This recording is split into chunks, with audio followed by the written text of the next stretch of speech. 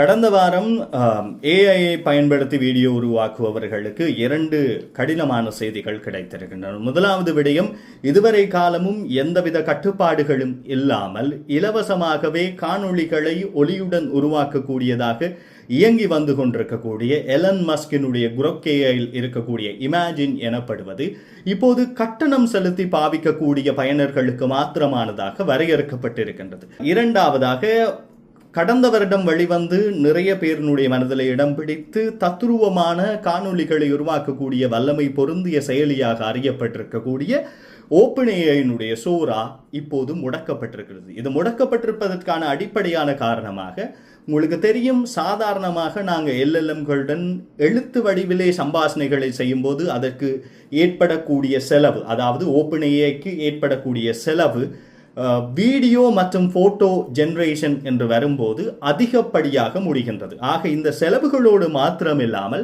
காப்புரிமை பிரச்சனைகள் என்று வேறு சில வழக்குகளையும் பிரச்சனைகளையும் ஓப்பன்ஏஐ நிறுவனத்துக்கு சோராவின் மூலம் ஏற்படுவதனாலும் ஏற்கனவே வெளியிலே இருக்கக்கூடிய கூகுளினுடைய VEO3 மற்றும் கிளிங்க், ஹிக்ஸ்ஃபீல்டு முதலிய ஏஐகளினுடைய போட்டித்தன்மைக்கு ஈடு கொடுக்க முடியாமலும் பயனர்களுடைய தொகை குறிப்பிட்ட அளவை விட குறைந்தமையினாலும் அது அவர்களுக்கு மிகப்பெரிய நட்டத்தினை கொடுத்திருக்கிறது.